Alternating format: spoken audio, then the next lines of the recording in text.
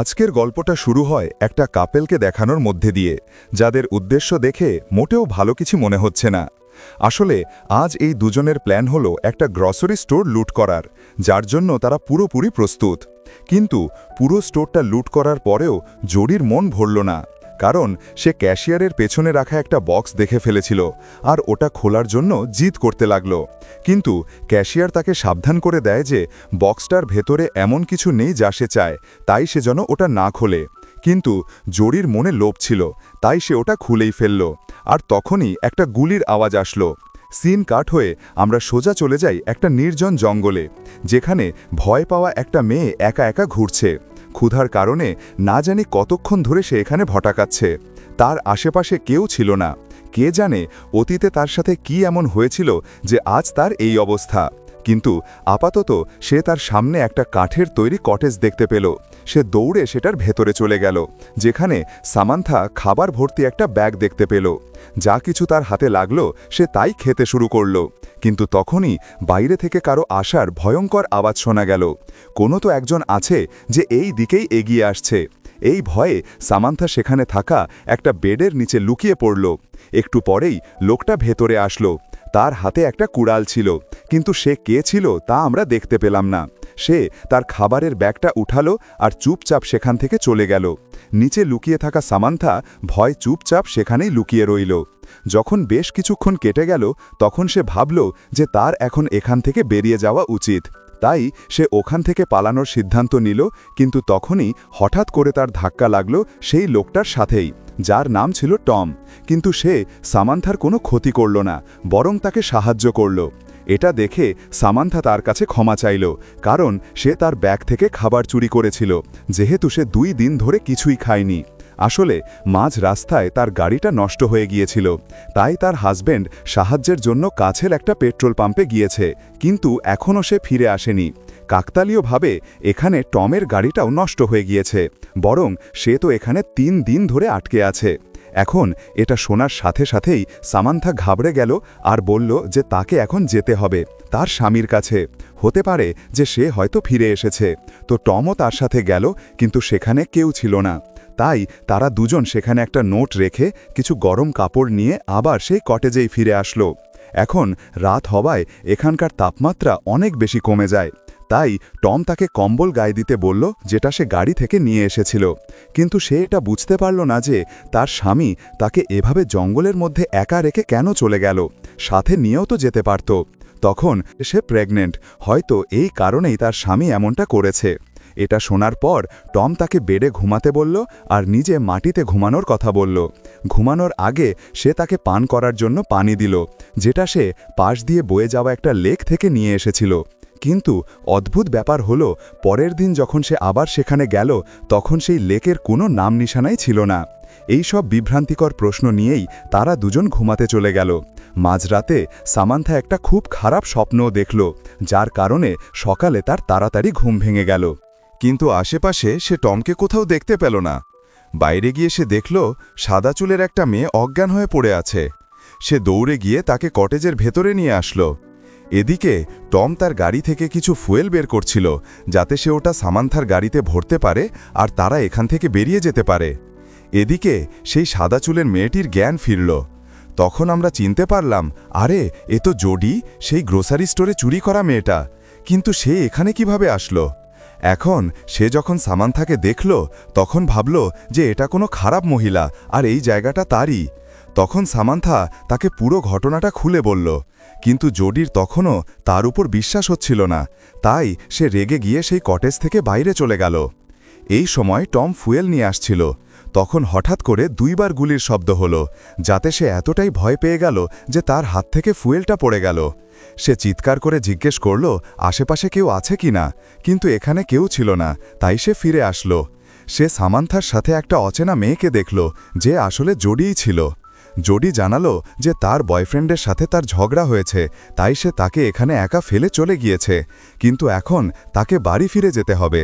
তার কথা শুনে টম তাকে এখানে থাকার জন্য রাজি হয়ে গেল, কিন্তু শর্ত দিল যে তাকেও তাদের কাজে সাহায্য করতে হবে। পরের দিন সামান্থা আর জোডির মধ্যে ভালোভাবে কথা হয়, যার ফলে তাদের মধ্যে বন্ধুত্বও হয়ে যায়। কিন্তু ওদিকে টমের সমস্যা তো শেষই হচ্ছে না। সে লক্ষ্য করল সে তার লোকেশন থেকে যত দূরে যাচ্ছে ততই সে সেটার আরও কাছে চলে আসছে। অর্থাৎ সে বারবার ঘুরে ফিরে সেই কটেজের কাছেই চলে আসছে, যেটা তার কাছে খুব অদ্ভুত লাগলো। আর তাই সে আবার তাদের দুজনের কাছে ফিরে আসলো আর বলতে লাগলো, এই জায়গাটা ঠিক না, আমাদের এখান থেকে চলে যাওয়া উচিত। কিন্তু আমার একটা কথা জানতে হবে, আসলে তোমরা কোথায় যাচ্ছিলে, আর এই জায়গাটা কোনটা, এখানে কি কেউ জানে? তখন সামান্থা বলল যে তার স্বামী তাকে বলেছিল এটা নিউ হ্যাম্পশায়ার, কিন্তু জোডি বলল এই জায়গাটা তো ডাকোটা। আবার টম বলল যে সে তো লস অ্যাঞ্জেলেসের রুটে ছিল।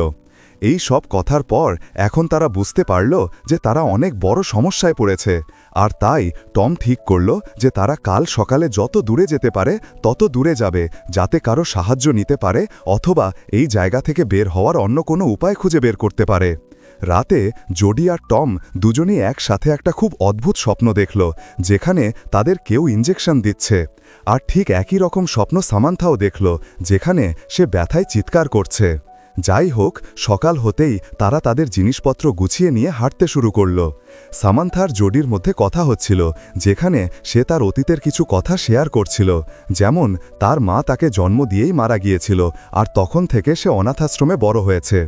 তখনই হঠাৎ করে তার পায়ে একটা জিনিসের সাথে ধাক্কা লাগলো আর সে পড়ে গেল। ঠিক সেই সময় তার জিপ থেকে টাকার একটা বান্ডিল পড়ল, যেটা দেখে টম অবাক হয়ে গেল আর তাড়াতাড়ি জিজ্ঞেস করল, তোমার কাছে এত টাকা কোথা থেকে আসলো?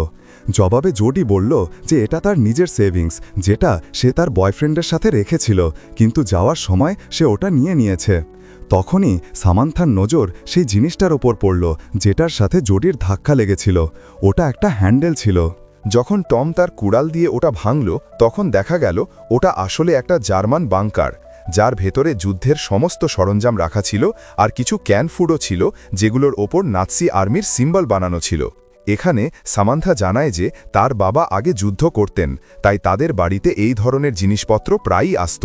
টম সেই সব ক্যানগুলো বাইরে নিয়ে আসলো আর তারপর দুজনকেই নিয়ে বাইরে আসলো। কিন্তু সমস্যার বিষয়টা হলো তারা আবার সেই কেবিনের কাছেই চলে এসেছিল।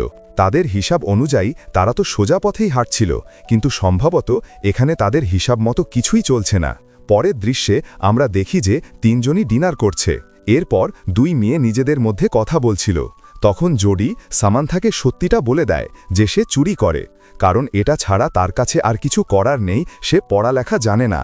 সামান্থা তাকে অনুরোধ করল সে কি সেই টাকাগুলো আরেকবার দেখতে পারে যেগুলো সে লুট করেছিল, কারণ সে জীবনেও এত টাকা দেখেনি। তো জোডি খুশি মনে তাকে সেই টাকাগুলো দেখালো। টাকাগুলো দেখে সামান্থার হাসি পেয়ে গেল, কারণ তার মনে হলো জোডি হয়তো মজা করছে, কারণ সেই টাকার ওপর সাল লেখা ছিল 1884। তার মতে সেই টাকাগুলো তো ফিউচারের। কিন্তু জোডি বলল যে না, সে 1884 সালেই থাকে। কিন্তু সামান্থার মতে এখন তো 1964 সাল চলছে। এখন এই সব কিছুই খুব অদ্ভুত ছিল, অর্থাৎ দুজন মহিলা একই জায়গায় আছে, কিন্তু ডিফারেন্ট টাইমলাইন থেকে, আলাদা আলাদা সময় থেকে। এখন যখন টম আসলো, তখন তাকেও একই প্রশ্ন করা হলো যে সে কোন সাল থেকে এসেছে। তো সে বলল যে সে 2011 সাল থেকে এসেছে। এখন এটা শোনার পর তারা দুজনও তাদের পুরো গল্পটা বলল। প্রথমে তো টমের কাছে সবকিছু মজা মনে হলো, কিন্তু তাদের কথার ভারিক্কি দেখে সে বুঝতে পারল যে নিশ্চয়ই কোনো গড়বড় আছে। এর মধ্যেই হঠাৎ বাইরে থেকে গুলি চলার আওয়াজ আসলো। কে বারবার গুলি চালাচ্ছে? যখন বাইরে গিয়ে দেখা হলো, তখন পতা চলল যে ওটা কোনো এক অচেনা লোক, যার হাতে বন্দুক আছে। তাদের সাহায্যের প্রয়োজন ছিল, তাই টম বাইরে গেল।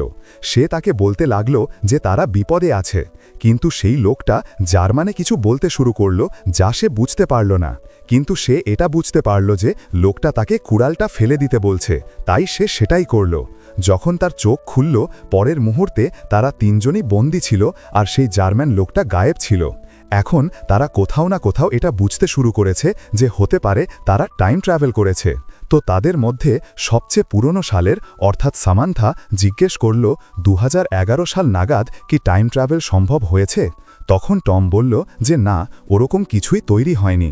কিছুক্ষণ পর সেই জার্মান লোকটা ফিরে আসলো আর টমের দড়ি খুলে দিল। তারপর তাকে বাইরে নিয়ে গিয়ে খুব মারধর করল, শেষে তাকে একটা গাছের সাথে বেঁধে দিল।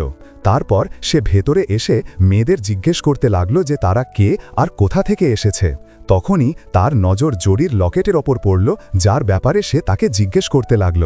শুধু সামান্থাই জার্মান ভাষা জানত, তাই সে তাকে বুঝিয়ে বলল যে ওই লকেটটা তার মায়ের, আর ঠিক ওরকমই একটা লকেট তার কাছেও আছে। তখন সেই জার্মান নাগরিক রেগে গিয়ে তার গলায় পরা একই রকম একটা লকেট দেখালো, যাতে একটা মহিলার ছবি ছিল, যাকে হুবহু সামান্থার মায়ের মতো দেখতে লাগছিল। বিষয়গুলো এখন ধীরে ধীরে আরও জটিল হতে শুরু করেছে। কিন্তু আপনারা সাথে থাকুন, কারণ এটার শেষটা আপনাকে নাড়িয়ে দেবে। এখন সেই লোকটা 2 মেয়েকে নিয়ে বাইরে আসলো। তখন সামান্থা টমকে জিজ্ঞেস করল তার কাছেও কি এমন কোনো লকেট আছে, কিন্তু সে অস্বীকার করল। এই সুযোগে সেই অচেনা লোকটা ভুলে গিয়েছিল যে টম নিজের দড়ি খুলে ফেলেছে। পরের মুহূর্তে লোকটা নিজেই সেই অবস্থায় ছিল, যে অবস্থায় সে এই 3 জনকে রেখেছিল। কিন্তু ওখানে দাঁড়িয়ে থাকা এই 3 জন নিজেদের চিন্তায় ডুবেছিল, কারণ কোথাও না কোথাও তাদের কাছে এই জট খুলতে শুরু করেছে। সামান্থার কেহনা ছিল যে লোকটার কাছে যে লকেটটা আছে তাতে যে ছবিটা আছে ওটা তার মায়ের, কিন্তু টম এটা মানতে রাজি ছিল না। কিন্তু যখন জোডি বলল যে ছবির ওই মহিলাটি তার নানি, তখন তো টমের হুঁশ উড়ে গেল। এখানে সেই অচেনা লোকটার নামও জানা যায়, যেটা আমাদের সামান্থা জানায়। তার নাম ছিল হেন্সম্যান, যে আসলে তার বাবা ছিল। কিন্তু শুধু এটাই নয়, যখন সামান্থা জোডিকে তার জন্মের তারিখ জিজ্ঞেস করল, তখন সে বলল 3 জুন 1964। এটা সেই একই তারিখ ছিল যেদিন জোডির মায়ের মৃত্যু হয়েছিল নিজের মেয়েকে জন্ম দিতে গিয়ে। আর সেই মেয়ে অন্য কেউ নয়, বরং স্বয়ং জোডিই ছিল। কেন আপনাকে শক লাগলো, তাই না? এখন পুরো কেবিন জুড়ে শোকের ছায়া নেমে এসেছে। ব্যাপারটা এমনভাবে সামনে এসেছে যে সবারই হুঁশ উড়ে গেছে। সামান্থা যখন জানতে পারল যে তার স্বামী আসলে যুদ্ধে মারা গিয়েছে, তখন সে কাঁদতে কাঁদতে কেবিন থেকে বাইরে চলে গেল। কিন্তু শুধু এটাই নয়, এখানে আরও একটা রহস্যের পর্দা উঠল। বাইরে বসে থাকা টম জোডিকে জানায় যে সে আসলে তার ছেলে, কিন্তু জোডি তার এই কথাটাকে উড়িয়ে দেয়, কারণ তার কাছে ওরকম কোনো লকেট ছিল না। কিন্তু টমের কেহনা ছিল যে তার কাছেও একই লকেট আছে, কিন্তু ওটা এখন তার বাড়িতে আছে। সে জানায় যে তার মা একজন চোর ছিল, যে তার স্বামী কেবিনের সাথে মিলে শহরের গ্যাস স্টেশন, গ্রোসারি স্টোর লুট করত। কিন্তু একদিন তার মা নিজেই তার স্বামীকে খুন করে ফেলে, যার অপরাধে তার ফাঁসি হয়ে যায়। এটা একটা কঠিন সত্যি ছিল, যা আসলে বাস্তব ছিল। আর এই কথাটা জোডি সহ্য করতে পারল না, আর সেও কেবিন থেকে বাইরে চলে আসলো। বাইরে বসে থাকা উদাস সামান্থার কাছে তার মেয়ে জোডি গেল। এখন এই অনুভূতিটা ছিল সম্পূর্ণ অন্যরকম। আগের সেই ব্যাপারটা এখন শেষ হয়ে গিয়েছে, কারণ সামান্থা যখন থেকে জানতে পেরেছে যে সে তার মেয়েকে জন্ম দিতে গিয়ে মারা যাবে, তখন থেকে তার দুনিয়াটাই যেন ভেঙে পড়েছে। কিন্তু সে খুশি, কারণ তার মেয়ে বেঁচে আছে, আর পরে তার নানা নানি তার খেয়াল রাখবে। কিন্তু জোডি জানায় যে নানা নানি তার উপর অনেক অত্যাচার করত, আর সব সময় তাকে না খাইয়ে রাখত, তাই সে ছোটবেলায় বাড়ি ছেড়ে দিয়েছিল। এটা শোনার পর সামান্থা কাঁদতে লাগল, আর দৌড়ে কেবিনে এসে হেন্সম্যানকে, অর্থাৎ তার বাবাকে পুরো ব্যাপারটা বোঝালো, আর তারপর তাকে মুক্ত করার চেষ্টা করতে লাগল। কিন্তু টম তাকে এমনটা করতে বারণ করল, কারণ লোকটা খতরনাক হতে পারে। কিন্তু সামান্থার বিশ্বাস ছিল যে তার বাবা তাকে কিছুই করবে না। কিন্তু সে মুক্ত হওয়ার সাথে সাথেই তার বন্দুক আর কাপড় নিয়ে সেখান থেকে পালিয়ে গেল। এই সময় সামান্থার আবার সেই ভয়ঙ্কর স্বপ্নটার কথা মনে পড়ল, যখন সে তার বাচ্চাকে জন্ম দিতে গিয়ে মারা গিয়েছিল। কারণ সেই সময় অ্যাডাম, অর্থাৎ তার স্বামী, যুদ্ধে ছিল, আর বাড়িতে অ্যাম্বুলেন্স দেরিতে পৌঁছেছিল। ওদিকে টমও জানালো যে সেও ওরকমই একটা স্বপ্ন দেখেছিল, যেখানে সে সেই ফাদারকে গুলি করে দেয়, যে তার ওপর অত্যাচার করত, আর তারপর সে নিজেকেও গুলি করে নেয়। আর শেষে পালা আসলো জোডির। তারও সেই ফাঁসির দিনের কথা মনে পড়ল। অর্থাৎ এই 3 জনই এখন জানে যে তারা মরতে চলেছে, আর কিভাবে মরবে সেটাও তারা জানে, কিন্তু তারা এখনো মারা যায়নি। তার মানে হলো এই 3 জনই তাদের অতীত বদলাতে পারে। এই কারণে টম তাদের তাড়াতাড়ি সেই জার্মান বাংকারে নিয়ে গেল, কারণ তার মন্না ছিল যে এই সব কিছু হেন্সম্যানের মৃত্যুর পর থেকেই শুরু হয়েছিল, তো আমাদের সবার আগে তাকে আটকাতে হবে। সামান্থা জানালো যে তার বাবার মৃত্যু 14ই মে পোল্যান্ডে একটা এয়ার স্ট্রাইকে হয়েছিল, আর আজ 14ই মেই ছিল, এবং তারা যে জায়গায় দাঁড়িয়ে আছে সেটাও পোল্যান্ডই। অর্থাৎ তাদের কাছে একটা সুযোগ আছে। টম বুদ্ধি খাটিয়ে বলল যে যদি হেন্সম্যানের মৃত্যু না হয় তাহলে তার স্ত্রী অর্থাৎ সামান্থার মা দ্বিতীয় বিয়ে করবে না, যার মানে হলো হেন্সম্যান বাড়িতেই থাকবে, আর তখন সে সামান্থাকে লেবার পেন ওঠার সময় হসপিটালে নিয়ে যেতে পারবে। তাই সে দৌড়ে হেন্সম্যানকে খুঁজতে বেরিয়ে গেল, যে কেবিনে রেডিওর সাথে কানেকশন করার চেষ্টা করছিল, কিন্তু ওটা খারাপ ছিল। তখন সামান্থা তাকে এয়ার স্ট্রাইকের ব্যাপারে জানালো, কিন্তু সে তার একটা কথাও শুনল না আর পালাতে লাগলো। তখন টম তাকে আটকানোর ভরপুর চেষ্টা করল, কিন্তু এর মধ্যেই একটা ভয়ঙ্কর ভুল হয়ে গেল। হেন্সম্যান গুলি চালিয়ে দিল, যেটা সোজা গিয়ে লাগলো জোডির গায়ে। হেন্সম্যান তো পালিয়ে গেল, কিন্তু ওরা দুজন আহত জোডিকে নিয়ে কেবিনে আসলো। টম এখন খুব বেশি পরেশান ছিল, কারণ যদি জোডি মারা যায় তাহলে সে কোনোদিন জন্মই নিতে পারবে না। আমাকে যে কোনোভাবে ওকে আটকাতে হবে, এই বলে সে হেন্সম্যানকে ধরার জন্য চলে গেল। এদিকে সামান্থা তার মেয়েকে বাঁচিয়ে রাখার পুরো চেষ্টা করছিল। এই কারণেই ঈশ্বর কোনোদিন কোনো মানুষকে নিজের অতীত বা ভবিষ্যৎ দেখার ক্ষমতা দেননি। না হলে সে প্রকৃতির তৈরি করা নিয়মের সাথে ছেঁড়ছাড় করা শুরু করে দেবে, যার পরিণাম খুব ভয়ঙ্কর হতে পারে। টম হেন্সম্যানকে খুঁজে তো পেল, কিন্তু সে প্রত্যেকবারই তার হাত থেকে পালিয়ে যাচ্ছিল। কিন্তু সে একটা জিনিস লক্ষ্য করল, হেন্সম্যান যেখানেই পালাক না কেন সে বারবার ঘুরে ফিরে সেই কেবিনের কাছেই চলে আসছে। তাই টমও এখন সেই কেবিনের কাছেই চলে গেল, যেখানে এখন দুজন মুখোমুখি ছিল। হেন্সম্যান তার উপর অনেকগুলো গুলি চালালো, কিন্তু একটা গুলিও তার গায়ে লাগলো না, কারণ এখন টমের অস্তিত্বই ধীরে ধীরে শেষ হয়ে যাচ্ছিল, জোডির শেষ নিঃশ্বাসের মতো। যতই জোডির আত্মা তার শরীর ছেড়ে যাচ্ছিল, ততই টম নিজের অস্তিত্ব হারাচ্ছিল। আর তারপর একটা সময় এমনও আসলো যখন সে পুরোপুরি গায়েব হয়ে গেল, কারণ জোডি মারা গিয়েছে। কিন্তু সামান্থা এটা দেখে এখন তার বাবার উপর খুব রেগে গেল। তিনি নিজের সাথে সাথে তার আগামী প্রজন্মের জীবনকেও কঠিন করে দিয়েছিলেন। এত কিছু হওয়ার পর এখন গিয়ে হেন্সম্যানের তার কথায় বিশ্বাস হলো, কিন্তু এখন আর কি হবে? এখন তো অনেক দেরি হয়ে গিয়েছে। আকাশে রাশিয়ান প্লেন দেখা যেতে শুরু করেছে, তাই তারা দুজনেই পালাতে লাগলো, কিন্তু বোম পড়া শুরু হয়ে গিয়েছে, যার কারণে সামান্থাও আহত হয়েছে। কিন্তু তার বাবা তাকে তুলে নিয়ে বাংকারে চলে আসলো। এখন ধীরে ধীরে সামান্থার অস্তিত্ব শেষ হয়ে যাচ্ছে, কারণ হেন্সম্যান নিজেকে বাঁচিয়ে নিয়েছে। সে সেই সময়ে মরেনি যে সময়ে সে আগে মরেছিল। অর্থাৎ এখন সবকিছু ঠিক হয়ে যাবে, কিন্তু একটা জিনিস এখনও বদলাবে না। সেটা কি ছিল আপনারা কিছুক্ষণ পরেই জানতে পারবেন। সিন শিফট হয়ে আবার সেই সময়ে পৌঁছায় যেখান থেকে গল্পের শুরু হয়েছিল, কিন্তু এই সময়ে অনেক কিছুই বদলে গিয়েছে। জোডি সেই একই গ্রোসারি স্টোরে যায়, কিন্তু একটা আলাদা অবতারে, একজন ধনী আর শিক্ষিত মেয়ে হয়ে।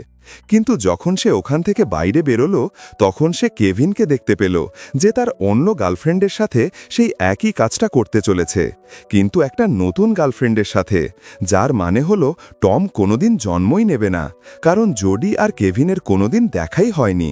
আর এমনটা এই কারণেই হয়েছে কারণ সামান্থা এখনও বেঁচে আছে, যাকে আমরা পরের সিনে দেখি, যার হাতে এখন তার বাবার চিতাভস্ম রয়েছে, যাকে সে পূর্ণ মর্যাদার সাথে 1964 সালে শ্রদ্ধাঞ্জলি দিয়ে দিয়েছে।